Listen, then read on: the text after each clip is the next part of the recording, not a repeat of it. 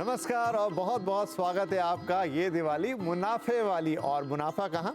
Property बाजार में। जी हाँ, तो रियल एस्टेट इस समय अपनी धुआंधार तेजी के साथ, रफ्तार के साथ चल रहा है। लेकिन इस रफ्तार में आपके लिए और हमारे लिए क्या है, आज वो बात करेंगे। तो सोचा कि क्यों ना इस बार खास तौर पर निवेश की बात की जाए। निवेश की बात इस वक्त क्यों? क्योंकि पिछले कई महीनों से आप लोगों के जो खत हमें मिलते हैं प्रॉपर्टी गुरु में, उसमें 70 से 80% सवाल यही होते हैं कि मुझे इन्वेस्टमेंट के लिए घर देखना है, मुझे इन्वेस्टमेंट के लिए प्लॉट देखना है। तो हमने सोचा क्यों ना इस दिवाली को निवेश वाली दिवाली बना दिया जाए। तो आज यही सारी बातचीत करेंगे कि क्या इस वक्त भी, जब रियल एस्टेट ऑलमोस्ट अपने पीक पर है या कह दें ऑल टाइम हाई पर है, निवेश बनता है तो कहाँ बनता है, कितने रिटर्न आएंगे, क्या ध्यान रखना है, कैसे करना है, किस तरीके से करना है।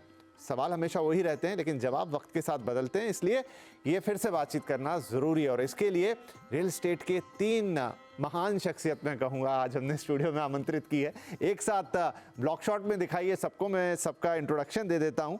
तो आप इनको बरसों से हमारे यहाँ देखते आए हैं, प्रॉपर्टी गुरु हो, कोई अन्य कार्यक्रम हो, मेरे साथ मौजूद है। मैं अपने एक्सट्रीम राइट से शुरू करता हूँ। अरविंद नंदन साहब हैं, पंकज कपूर साहब हैं और मोहम्मद असलम साहब हैं। बाकी डिस्क्रिप्शन स्क्रीन पे आता रहेगा, लेकिन ये नाम ही अपने आप में काफ़ी हैं इंट्रोडक्शन के लिए। तीनों रियल एस्टेट की नब्ज़ को पहचानते हैं और करीब 3 दशक के आसपास से रियल एस्टेट को बारीकी से देख रहे हैं। सर, आप लोगों का बहुत बहुत स्वागत। हम सब लोगों के बाल एक साथ ही सफ़ेद हो रहे हैं यहाँ पर जिसमें असलम जी और अरविंद जी के नहीं है, लेकिन पंकज जी और मेरे बाल सफ़ेद हो चले।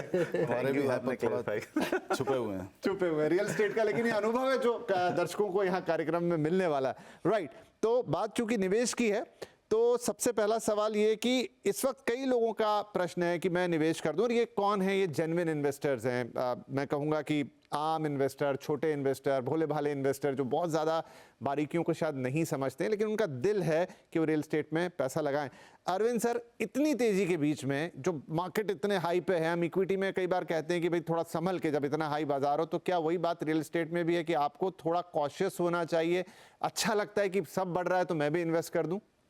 देखिए, कॉशियस तो हमेशा होना चाहिए, लेकिन एक बात जो मैं साफ करना चाहूँगा कि जो आपने कहा कि रियल एस्टेट इस समय पीक पे है, मेरा मानना है कि पीक पे अभी है नहीं, अभी पीक पे पहुँचेगा। तो अभी हम और आगे की तरफ उठने वाले हैं इस मार्केट में, तो इन्वेस्ट करने के लिए उस दृष्टि से तो अच्छा टाइम है। लेकिन हाँ, कॉशन हमेशा होना चाहिए। आप कभी भी रियल एस्टेट में या किसी बड़े इन्वेस्टमेंट में बिना कॉशन के इन्वेस्ट नहीं कर सकते हैं। कॉशन का मतलब होता है आपकी चॉइस ठीक होनी चाहिए, आपकी टाइमिंग ठीक होनी चाहिए, आपका अपना इन्वेस्टमेंट प्लानिंग ठीक होनी चाहिए। मैं समझा, लेकिन फंसने जैसा तो नहीं हो जाएगा। तो ये चूंकि ग्राफ ऊपर जा रहा है, बिल्कुल संक्षेप में उत्तर दूं और बाकी पैनलिस्ट भी कहेंगे, तो ये टाइम अभी वो है जहां पर और ऊपर जाएगा मार्केट। अभी इसमें पूरा पीक आया नहीं है, अभी आने की संभावना बनी हुई है। आप इत्तेफाक रखेंगे पंकज जी? नहीं, बिल्कुल इत्तेफाक रखता हूं। और कारण क्या है कि मार्केट फेयरली प्राइस्ड है। अगर आप देख लीजिए 2014 से लेकर के 2020-21 तक और 22 तक जो है वो प्राइस में कोई ग्रोथ नहीं थी, तो टाइम और प्राइस करेक्शंस हो गए आया। और उसके बाद जिस तरीके के वॉल्यूम बढ़े, उसके बाद अब प्राइजेस में पिछले 2 साल के अंदर तेज़ी होती हुई दिखाई दी है। तो मैं ये कह रहा हूँ कि आपकी वैल्यूएशन बहुत ही फेयर है। तो राइट टाइम वही होता है कि जब आप निवेश कीजिए जब आपके स्टॉक की वैल्यूएशन सबसे अच्छी है। तो प्रॉपर्टी प्राइस के जो प्राइजेस है, इसमें एक प्रोडक्टिविटी है। अगर आप ऑल इंडिया लेवल के ऊपर भी देखिएगा तो हर शहर के अंदर प्राइजेस बढ़ रहे हैं। अगर हम और बट मॉडरेटली बढ़ रहे हैं, स्पेकुलेटिवली केवल कुछ एक ज्योग्राफी है, वो दिल्ली एनसीआर के और नॉर्थ इंडिया की कुछ ज्योग्राफी है, उसकी टेंडेंसी हमेशा इरेशनल रहती है। तो वहाँ पे कुछ ज़्यादा भाव बढ़ रहे हैं, तो वहाँ पे थोड़ा कॉशियस होकर के देखना पड़ेगा कि जहाँ पे 30% भाव बढ़ गए हैं, अगर आप आज जा रहे हैं तो आगे क्या आपको सिमिलर ग्रोथ दिखेगी या फिर आगे स्टैग्नेंसी दिखेगी, तो वहाँ पे थोड़ा कॉशियस होने की ज़रूरत है। बट अदरवाइज़ अगर आप देख लीजिए ऑल इंडिया में ज़्यादातर शहरों में आपकी प्राइस राइज 5 से लेके 10% के रेंज के अंदर है, और वो इन्फ्लेशन एडजस्टेड जो नॉमिनल ग्रोथ है वो दिखा रही है। तो इस हिसाब से अगर हम देखते हैं तो एक प्रोडक्टिव फेज़ है मार्केट का, और निवेश के लिए बिल्कुल अच्छा मार्केट है। सर, तो 2 जनों का तो राइट टिक हो गया। आप क्या कहेंगे? मैं इसमें ये कहूँगा प्रवीण जी कि मैं एक्चुअली सेल से बिलोंग करता हूँ, और मेरे दोनों को पैनलिस्ट रिसर्च में हैं। तो डेफिनेटली मैं तो बहुत ही ज़्यादा पॉजिटिव रहता हूँ इस चीज़ के लिए। लेकिन having said that, I think दोनों ने अच्छी बात की है कि एक कॉशन वाला हमेशा रहना चाहिए। और हमारी रिपोर्ट्स भी, अभी एनारॉक की अदर रिपोर्ट आई थी कि अभी कुछ 7 सिटीज़ में कुछ 11% का डिक्लाइन देखा गया है सेल्स में विद अविस लास्ट क्वार्टर या लास्ट ईयर के सेम क्वार्टर पे। लेकिन उसके ऊपर भी एक एक्सप्लेनेशन इसी बात का है कि कुछ श्राद्ध था या इलेक्शन थे या इस बार बारिश बहुत ज़्यादा हुई है। क्योंकि अब अगर आप जैसे पंकज जी ने बोला कि ओवरऑल या अभी दूसरा ने बोला कि अपना जो ओवरऑल है वो सेल्स अभी अच्छा है और आगे बढ़ने वाला है, तो इनका एक एक्सप्लेनेशन हो सकता है कि ये इस वजह से स्लो डाउन दिखा है 11% का। बट उसके रीजंस हैं, उसमें एक सबसे बड़ा रीज़न ये भी हो सकता है कि सेल्स इतना धुआंधार हुआ है कि आपके पास लॉन्चेस ही नहीं हुए कम पड़ गए। ये बड़ा एक डेवलपर के बीच भी बड़ी कॉमन सी एक बातचीत है। हम उनसे बात करते हैं कि भाई हमारे पास तो माल खत्म हो गया। पंकज जी से पूछेंगे अभी क्या सच में इन्वेंट्री की स्थिति ऐसी है कि बेचने के लिए कुछ बचा नहीं है? तो वो ये विपिन जी की डेफिनेटली तो मतलब आप तीनों का एक तो है कॉन्सेंसस कि इस समय निवेश किया जा सकता है। बिल्कुल। ये एक वक्त है जहां से हम और ऊपर की तरफ जाएंगे। अब ये है कि उसमें क्या क्या ध्यान रखना है। अरविंद जी, अगर कोई रिस्क होंगे तो क्या हो सकते हैं? देखिए, जैसा इन्होंने कहा कि इस क्वार्टर में थोड़ा सा डिप दिखाई पड़ा है। मैं चाहता हूं कि हम सिर्फ एक क्वार्टर पे ना फोकस्ड हो जाएं, हम एक लार्जर स्केल पे देखें। मैं रिस्क पे आता हूं, 1 मिनट लगेगा। देखिए, 2021 का साल जो पहला रिकवरी का साल था कोविड के बाद से, उस साल जितनी सेल हुई थी टोटल साल भर में, उतनी सेल या उससे ज़्यादा सेल इस साल के फर्स्ट हाफ में हो चुकी। अगर हम कैलेंडर ईयर देखें तो थर्ड क्वार्टर में अगर थोड़ा सा डिप हुआ है तो उससे मैं नहीं समझता कि मार्केट को हतोत्साहित होने की ज़रूरत है। उसके कारण बहुत सारे हैं, है ना। तो इस साल के एंड तक हम ऑल टाइम हाई पे पहुंच चुके होंगे, ये बिल्कुल तय है। अब देखिए, रिस्क क्या हो सकता है। रिस्क सबसे पहला तो होता है कि आपकी अगर इन्वेस्टमेंट प्लानिंग ठीक नहीं, मैं एक रिटेल इन्वेस्टर के पॉइंट ऑफ व्यू से कह रहा हूँ कि आपने अगर अपना फाइनेंशियल असेसमेंट ठीक नहीं रखा है तो आप बिगड़ सकते हैं। ये आपका इंटरनल रिस्क है। मार्केट का जो रिस्क है वो एक अलग होता है। मार्केट का रिस्क ये होता है कि अगर, जैसे पंकज कह रहे थे, कि अगर आपकी प्राइस प्रोडक्टिव नहीं है या आपकी वैल्यूएशन ओवर वैल्यूड है प्रोजेक्ट, तो अगर आप एंटर कर लेते हैं ऐसे टाइम पे जब आप ओवर वैल्यूड प्रोजेक्ट में हैं, तो जैसे ही बबल बर्स्ट होगा तो नेचुरली आपका पूरा जो प्राइसिंग मैकेनिज्म है वो बिगड़ चुका होगा। जो सब प्राइम क्राइसिस हुई थी वो मोटा मोटा इसी पे आधारित थी। तो एक्सटर्नल और इंटरनल दोनों तरह के रिस्क एक इन्वेस्टर को देखना चाहिए। इतने छोटे से कार्यक्रम में हम शायद बहुत विस्तार से हर कुछ नहीं कवर कर सकते, लेकिन एक इंटरनल आपकी अपनी रिस्क है जो कि आपकी फाइनेंशियल प्लानिंग से रिलेटेड है, आपके सिक्योरिटी सिनेरियो से रिलेटेड है, और एक बिजनेस की या मार्केट की रिस्क है जो कि आपको समझना चाहिए एक्सटर्नल फोर्सेस को, कि इस समय साइकिल कैसी चल रही है, मार्केट अभी ऊपर जाएगा नीचे जाएगा, और आपका प्रोजेक्ट जो है वो क्या टाइम पर और पूरे स्पीड से बन रहा है, क्या टाइम पर डिलीवरी मिल रही है। ये एक बहुत तो ये एक फैक्टर है जिसको कि लोग अक्सर ओवरलुक कर जाते हैं। कि पंकज जी, बाकी चलिए चीजें ठीक हैं, आपके फाइनेंस तो एक इंडिविजुअली समझ पाएगा, लेकिन ये अभी भी शिकायतें हैं। इनफैक्ट हम रेरा के दौर में हैं, 7-8 साल हो भी गए यहाँ पे 2016 के बाद से, लेकिन आज भी एक डेटा मेरे पास था जो कि बाकायदा कंज्यूमर अफेयर मिनिस्ट्री से आया कि जो टोटल शिकायतें उनके पास आ रही हैं उसमें से 10% से ज़्यादा शिकायतें, जो कि एक बड़ा नंबर है, वो रियल एस्टेट से आ रहा है। और आज भी शिकायतें क्या हैं? प्रोजेक्ट टाइम पे नहीं मिल रहा, झूठे वादे, बीच में चेंजेस कर देना। तो इतनी दिक्कतें अभी भी हैं। तो क्या हमने जो पिछली साइकिल में देखा था जब लोगों ने खूब जम के निवेश कर दिया था और उसके बाद बहुत प्रोजेक्ट फंसे, आज भी वो तकलीफ हम झेल रहे हैं, लेकिन इस बार भी वो होने के चांसेस आपको लगते हैं? क्योंकि रेरा जितना हम नाम सुन रहे हैं उतना इफेक्टिव है नहीं ग्राउंड। देखिए, मार्केट में से कभी भी कंप्लीटली रिस्क फ्री हो जाएगा तो ऐसा हो ही नहीं सकता। डिफ़ॉल्ट तो होंगे, लेकिन हम अपने डेटा में से देखते हैं तो करीब 4 लाख यूनिट आज के दिन हमारे पास ऑल इंडिया में 11 लाख यूनिट अनसोल्ड है। तो असलम बोल रहे थे इन्वेंट्री कम हो गई, तो इन्वेंट्री कम नहीं हुई है, अभी भी 11 लाख यूनिट है। और 4 लाख यूनिट ऐसी है जो इंस्टॉल्ड है। ओके। इन 4 लाख यूनिट के अंदर से 75% यूनिट, जो 3 लाख यूनिट हैं, ये वो प्रोजेक्ट हैं जो रेरा के आने से पहले इंस्टॉल्ड हो चुके थे और लॉन्च हो चुके थे। जो प्रोजेक्ट लॉन्च हुए रेरा के बाद, मतलब 2017 के बाद में, वो केवल 25% है। तो डिफ़ॉल्ट की प्रोबेबिलिटीज़ कम हो गई है। और कारण क्या है कि इस वक्त मार्केट जो है वो सेल्स के पॉइंट ऑफ व्यू से भी अच्छा है। ओके। तो अगर सेल्स अच्छी चल रही है, डेवलपर थोड़े रेगुलेटेड हैं, मैं ये नहीं कहता हूँ कि रेरा कुछ भी काम नहीं कर रहा है, थोड़ी मॉनेटरी मैकेनिज्म अच्छी हो गई तो और ज़्यादा ऑब्लिगेटेड हो जाएंगे डेवलपर और डिसिप्लिन हो जाएंगे। बट रेरा का काम चल रहा है और मैं ये नहीं बोलूँगा कि रिस्क बढ़ गया है, मैं तो कह रहा हूँ रिस्क बहुत हद तक कम हो गया। आज के दिन हम स्ट्रेस टेस्टिंग प्रोजेक्ट्स के करते हैं तो एक वक्त पे जब करीब 35 से 40% प्रोजेक्ट्स ऐसे आते थे जिनकी डिफ़ॉल्ट प्रोबेबिलिटीज़ वेरी हाई होती थी, आज वो घट कर के 10% से नीचे हो गई है। तो जो क्लियरली इंडिकेट दिखा रहा है कि रेरा अपना काम कर रहा है और डिफ़ॉल्ट प्रोबेबिलिटीज़ कम हो गई हैं और ज़्यादातर जो प्रोजेक्ट्स अटके हुए हैं ये वो प्रोजेक्ट हैं जो रेरा के आने से पहले से ही अटके हुए थे और वहाँ पे ज़्यादातर सप्लाई है। कुछ हद तक Mumbai and some of the market में जहाँ पे लग्जरी सेगमेंट में ओवर सप्लाई हो रही है, रीडेवलपमेंट के प्रोजेक्ट आ रहे हैं जहाँ पे प्रपोजल्स जो है वो बड़े थिन मार्जिन पे बिल्डर उठा रहे हैं और फ्यूचर प्राइस के बेसिस पे उसकी वायबिलिटी कर रहे हैं, वहाँ पे थोड़ा बहुत रिस्क है जो कंज्यूमर को कॉशियस होकर के देखना पड़ेगा कि हम ऐसे, क्योंकि उसमें बहुत सारे ऐसे डेवलपर हैं जिनके पहले प्रोजेक्ट हैं, दूसरे प्रोजेक्ट हैं जहाँ पे उनका कोई ट्रैक रिकॉर्ड नहीं है, उन्होंने कोई ना कोई प्रोजेक्ट उठा के रखे हैं। ऐसे वाले प्रोजेक्ट्स में आपको थोड़ा बहुत रिस्क दिखेगा, बट ओवरऑल एस्पेक्ट्स पे इंडस्ट्री लेवल के हुई है, ठीक है, हम उन्हें परफेक्शन में नहीं देख सकते, लेकिन पहले के मुकाबले आप कह रहे हैं कि रिस्क कम हुआ है। अब वो जो थोड़ा बहुत अंडरलाइंग रिस्क है वो हमेशा बना रहेगा, लेकिन चीज़ें पहले से बेहतर हुई। एक सवाल और आता है असलम साहब, बहुत सारे लोग हमसे पूछते हैं, शायद वो रिस्क वाले फैक्टर ही उनके दिमाग में होते हैं, क्योंकि हम एक लिस्टेड या लिस्टेड से ज़्यादा कॉर्पोरेट डेवलपर के पास जाएं, टाटा, गोदरेज ऐसे नाम, या फिर कई बार जो लोकल डेवलपर्स होते हैं शहर के, उनसे खरीदें, क्योंकि अब ये जो कंपनियां हैं पैन इंडिया ज़्यादातर बड़े शहरों में तो प्रेजेंस अपना बना ही चुकी हैं। नहीं, बिल्कुल, देखिए वही बात है कि अगर एक इसको स्टॉक मार्केट से कंपेयर किया जाए कि अब आपके एक जो टॉप के स्टॉक्स हैं आप उसमें डालते हैं तो आपको हो सकता है कि उसमें रिटर्न इतने स्ट्रांग नहीं आते हैं, बहुत स्टडी आते हैं और आते हैं। और जो मिड कैप या स्मॉल कैप आजकल चल रहे हैं वो आपको सडनली बहुत ज़्यादा अचानक रिटर्न देते हैं और अचानक वो गिर जाते हैं। सेम स्टोरी यहाँ पे भी है कि एक आपके जो कैटे डेवलपर्स हैं उनके साथ आपको जो एक रिस्क और रेशियो है या रिस्क रिवॉर्ड रेशियो है वो इतना ज़्यादा रॉबस्ट नहीं मिलेगा जो कि एक आपको एक छोटे डेवलपर से मिलेगा।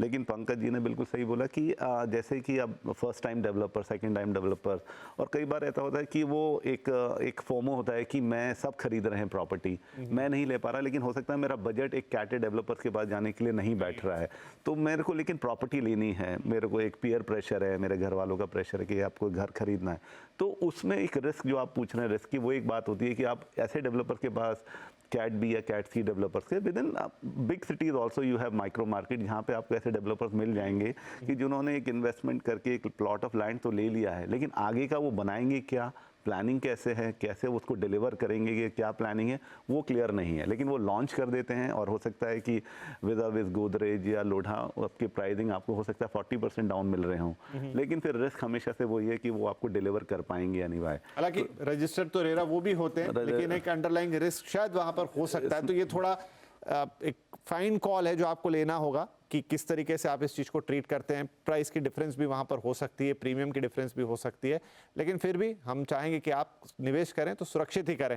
चलो एक छोटा सा ब्रेक यहाँ पर लेते हैं, लेकिन ब्रेक के बाद इस निवेश का अगला पड़ाव बड़े शहर या छोटे शहर, टियर 2, टियर 1 या फिर और छोटे शहर जिनकी कहानी हम अक्सर सुनते हैं, लेकिन क्या वहाँ पर रिस्क रिवॉर्ड रेशियो बराबर है, वहाँ पर आप रिस्क ले सकते हैं। अब बात को आगे बढ़ाते हैं। तो अरविंद सर, एक चीज़ और, टियर 2, टियर 3 सिटीज़ की बहुत बातचीत अभी भी हो रही, कई रिपोर्ट्स बाजार में बैक टू बैक हैं कि यहाँ बड़ा पोटेंशियल है और बड़ी कंपनीज़ की यहाँ पर नज़र है, यहाँ पर इन्वेस्टमेंट के बड़े मौके। आगे हमारे पास तुलना करने के लिए हिस्ट्री है थोड़ी सी कि पिछली बार भी ये सब जब बातें हुई थी तब भी इस तरह की चीज़ें हुई, लेकिन उस तरह का आउटकम हमने नहीं देखा। क्या इस बार कुछ बदलेगा? टियर 2, टियर 3 में आप बेट कर सकते हैं? टियर 2, टियर 3 में पोटेंशियल के लिहाज से हमेशा बहुत अच्छी पॉसिबिलिटी है और ये हम जानते हैं। अब क्या होता है, बीच बीच में ये कैलकुलेशन या तो बिगड़ जाती हैं या हम जो सिचुएशंस देख रहे होते हैं वो सिचुएशंस बदल जाती हैं। देखिए, मैं दो तरह से इस पे बात करना चाहूँगा, बहुत ज़्यादा समय न लेते हुए। तो हमारे जो टॉप 7 या 8 शहर हैं उनमें तो कोई डाउट नहीं है कि प्राइसिंग का बहुत आपकी तेज़ी से बढ़ती है, आपका ख़रीदा हुआ इन्वेस्टमेंट बड़ी जल्दी अच्छा हो जाता है, इसलिए बड़े अच्छे लगते हैं वो मार्केट, और ये सब हर कोई जानता है। जो उससे नीचे की एक लेयर है और उससे नीचे की एक और लेयर है, अगर आप मिला लें तो करीब 25-26 शहर आपको देश भर में मिलते हैं। अब ये वो शहर हैं जहाँ पर कि उनकी सारी प्रॉस्पेरिटी डायरेक्टली लिंक्ड होती है कि इकोनॉमिक ग्रोथ कैसी हो रही है। अब बीच में अचानक कोविड के 2 या 2.5 साल आ गए और उसमें इकोनॉमिक ग्रोथ उसकी डांवाडोल हो गई किसी वजह से। हालांकि कुछ सेक्टर्स में ई कॉमर्स में ग्रोथ बढ़ गई, लेकिन जनरल जो इकोनॉमिक सेकेंडरी सेक्टर की ग्रोथ थी वो अगर दब गई तो उसका सीधा इम्पैक्ट आपको हाउसिंग मार्केट पे भी दिखने लगता है। तो ये एक मोटे तौर पर समझने वाली बात है। जहाँ तक सवाल है कि उनमें पोटेंशियल है कि नहीं, इसमें कोई शक ही नहीं, कोई डाउट ही नहीं है कि उनमें बहुत पोटेंशियल है। बल्कि जब वर्क फ्रॉम होम शुरू हो गया और एक तरीके से बड़े पैमाने पर एक्सेप्ट हो गया तो इन शहरों में नेचुरली जो कहते हैं तवा गर्म होने लगा और वहाँ का मार्केट जो है वो फेवरेबल होने लगा। लेकिन उसके लिए बहुत सारी और चीज़ें, they have to fall in place जिसको हम कहते हैं। तो पोटेंशियल के लिहाज से विपिन जी बहुत अच्छे मार्केट हैं ये। 15-20 शहर तो डेफिनेटली आपको मिलेंगे देश भर में। आगे उस पर हम काफ़ी डिटेल में पंकज जी, क्योंकि आपसे बात हो रही थी, आपने कहा कि हमने कुछ पिन कोड्स डिस्कवर किए हैं जहां पर बढ़िया रिटर्न आए, तो क्या ये उन छोटे शहरों में पिन कोड्स निकले हैं, कहाँ अच्छे रिटर्न आए? और एक सवाल मेरा इसमें मन में ये भी आता है, क्योंकि छोटे शहरों का एक फ़ायदा है कि वो आपको छोटे टिकट साइज़, अभी भी 30, 40, 50, 60, 70 लाख में एक अच्छी प्रॉपर्टी वहाँ मिलती है, तो बहुत सारे लोगों के बजट वहीं पर बनते हैं। लेकिन वही कि क्या फिर कौन से शहर, मतलब अगर 20-25 भी हैं तो कौन से शहर? देखिए, नॉर्थ इंडिया के अंदर सबसे ज़्यादा जो है आपको प्राइस की ग्रोथ दिखाई दी, और दिल्ली एनसीआर के अंदर हमको सबसे ज़्यादा पिन कोड्स ऐसे मिले जहाँ पे सबसे ज़्यादा तेज़ी हुई। और उसका रीज़न भी है क्योंकि यार दिल्ली एनसीआर जो एक वक्त पे सप्लाई के पॉइंट ऑफ व्यू से मुंबई के टेंडम चलता था, इन टेंडम चलता था या इक्वलेंट होता था, कई वक्त पे ज़्यादा होता था, आज उसका 1/6 हो गया मार्केट के पॉइंट ऑफ व्यू। तो सप्लाई बहुत लिमिटेड है, ज़्यादातर प्रोजेक्ट्स अटके हुए हैं। मेजर डेवलपर जो दिल्ली वाले थे वो लोग पार्टिसिपेट भी अभी नहीं कर रहे हैं, तो उसको लेते हुए लेसर सप्लाई को लेते हुए जो है प्राइस में ज़्यादा ग्रोथ दिखाई दी। तो अगर टॉप 20 पिन कोड्स देख लें तो उसमें से 19 पिन कोड आपको दिल्ली एनसीआर के दिखाई देंगे। इसके अलावा अगर हम देखें नॉर्थ इंडिया में कुछ एक मार्केट है जहाँ पे प्राइस ग्रोथ अच्छी हुई है। इसके अंदर आपके कानपुर हो गया, लखनऊ हो गया, चंडीगढ़ हो गया, लुधियाना हो गया, अमृतसर हो गया। इन सब शहरों के अंदर अगर आप देख लीजिए तो 10 से 12% की प्राइस ग्रोथ होती हुई दिखाई देती है।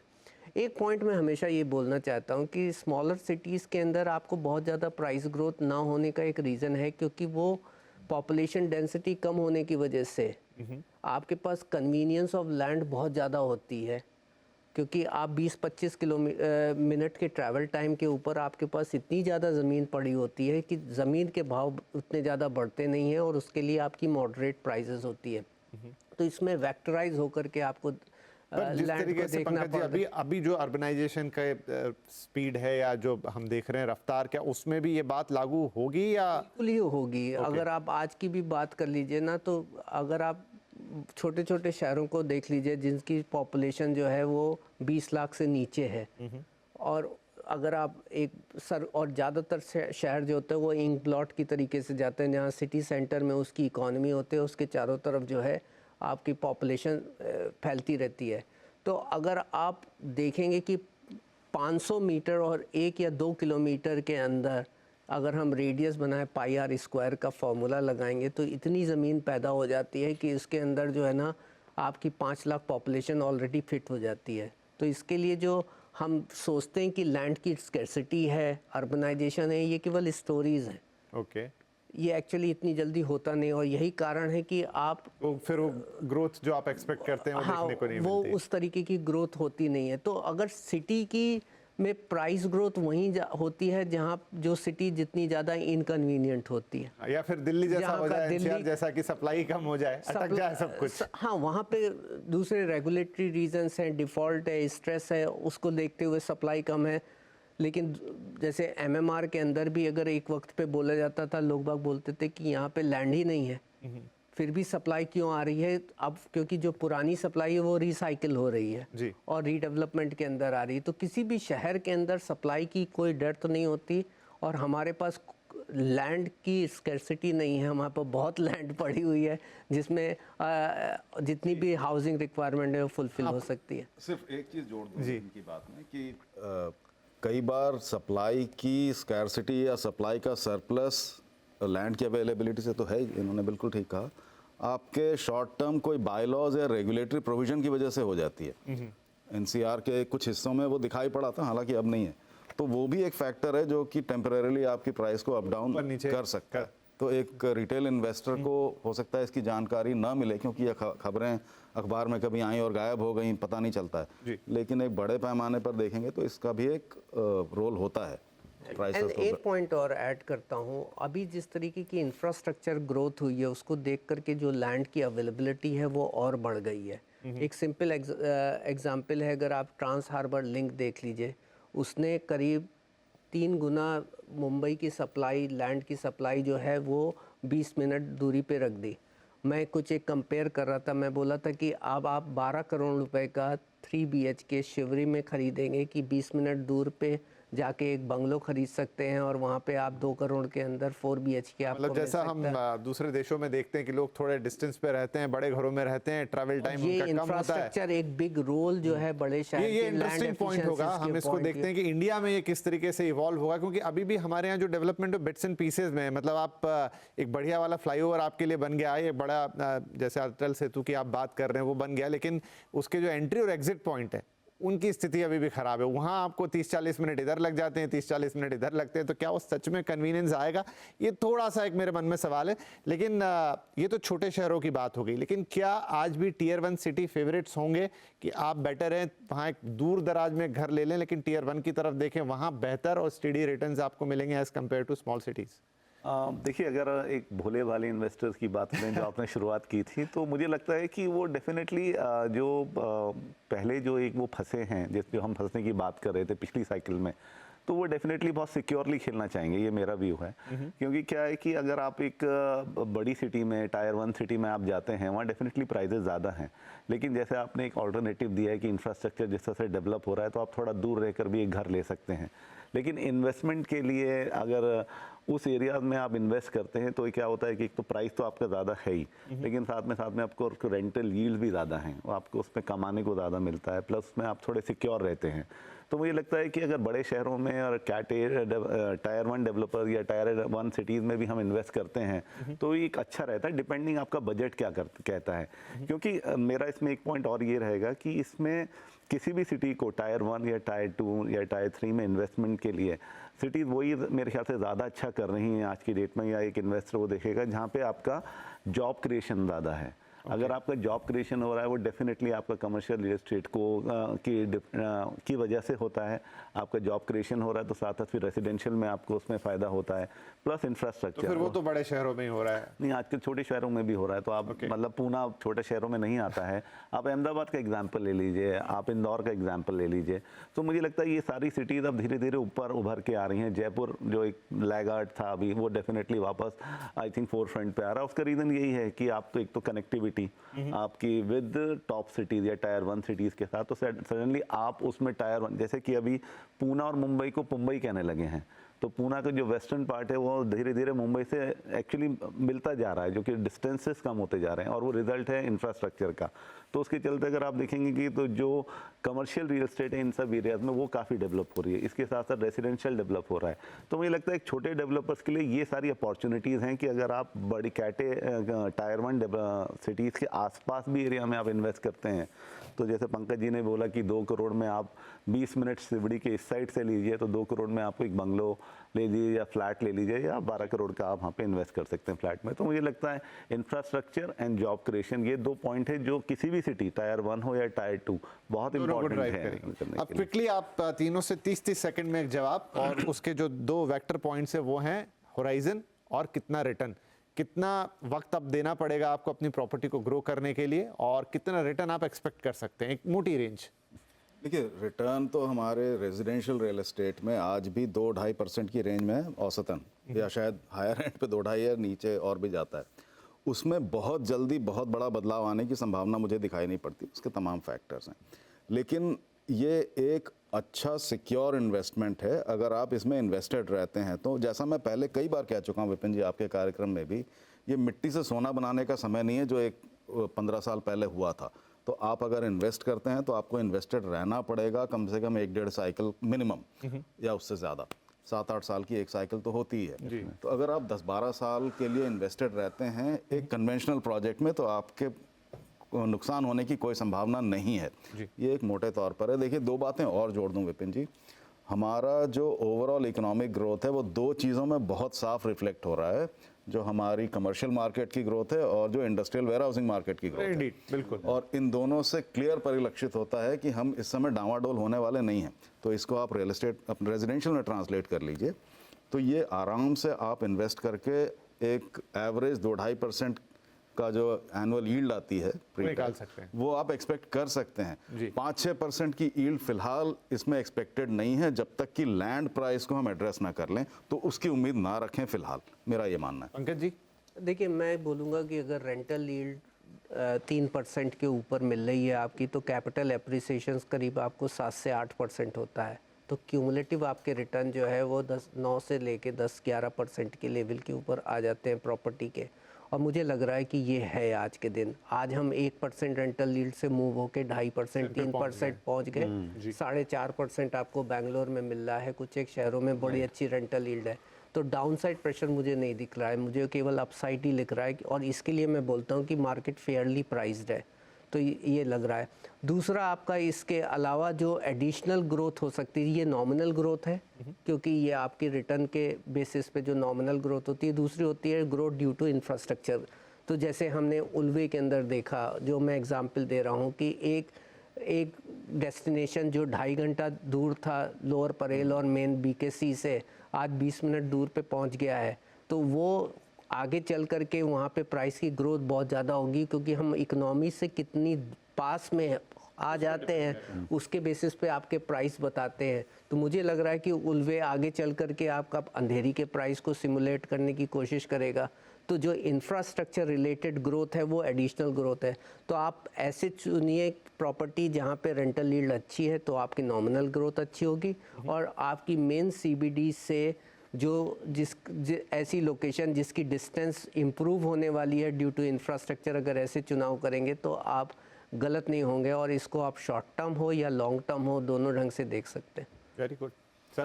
आई थिंक दोनों मेरे एकदम लर्नेड पैनलिस्ट हैं, क्लियर हैं। लेकिन मेरे ख्याल से वही टाइमलाइन तो वही आपका 5 to 7 इयर्स का। और जो आपको यील्ड में, मतलब यील्ड नहीं बोल रहा हूँ मैं, कैपिटल एप्रिसिएशन अगर आप देख सकते हैं तो अराउंड 7 to 10% मुझे लगता है, जो कि हेल्दी है। और जैसा पंकज जी कह रहे हैं कि उसमें और फैक्टर जुड़ जाएंगे। अब अगर आप माइक्रो मार्केट्स में चले जाएं जो बहुत ही अच्छा कर रही हैं, तो वो डिफरेंट स्टोरी, बट एक average 7 to 10% is fine. Right. तो जैसा अरविंद जी ने शुरू में कहा कि शायद इस आधे घंटे में हम ये तो कंक्लूड नहीं कर पाएंगे कि एग्जैक्टली आपको कहां जाना है, क्या करना है, एकदम वो पिन नहीं लगा पाएंगे। लेकिन एक मोटी आउटलाइन आपके लिए जरूर हमारे तीनों मेहमानों ने खींच दी है कि अभी अगर आप रियल एस्टेट में निवेश करने का सोच रहे हैं तो कौन से फैक्टर्स हैं जो आपको देखने चाहिए, क्या वो चीजें हैं जो ग्रोथ को आगे लेकर जाएंगी, कहां आपको अच्छे रिटर्न मिलेंगे। ये बात तो हो गया कि निवेश का वक्त है, इसमें तो अब कोई दो राय नहीं रह गई है। पीक है, लेकिन अभी वो प्राइम पीक नहीं आया है जहां पर आपको बढ़िया रिटर्न मिल सकता है। तो गुंजाइश अभी भी है, कर सकते हैं। किन फैक्टर्स का ध्यान रखना है, कैसे चुनना है, छोटे शहर, बड़े शहर, छोटी प्रॉपर्टी, बड़ी प्रॉपर्टी, कौन सा डेवलपर, रेरा कंप्लायंस, तमाम चीज़ें हैं जो ध्यान तो रखनी होंगी। लेकिन ये निवेश करते हैं तो आने वाली कई दिवाली शुभ हो सकती हैं, इसकी पूरी संभावनाएं लग रही हैं। तो इसी के साथ आप तीनों ही मेहमानों का बहुत बहुत धन्यवाद और आपको हैप्पी दिवाली भी। Thank you. और आई होप कि यहाँ जो बातें हुई हैं, वैसे ही हम बहुत समय से बातें करते आए हैं, लेकिन वक्त की बात है। इस समय रियल एस्टेट साइकिल एक ऐसे वक्त पर है जहाँ शायद सच में आपकी बातों से दर्शकों को, निवेशकों को बहुत सारा फायदा हो सकता है। तो बहुत बहुत धन्यवाद एक बार फिर से, और सभी दर्शकों का भी बहुत बहुत अभिनंदन। और आप सभी को हैप्पी दिवाली और ढेर सारी कमाई आप करें, बहुत अच्छा आपका निवेश हो। इन्हीं शुभकामनाओं के साथ आपसे इजाज़त लेते हैं। नमस्कार।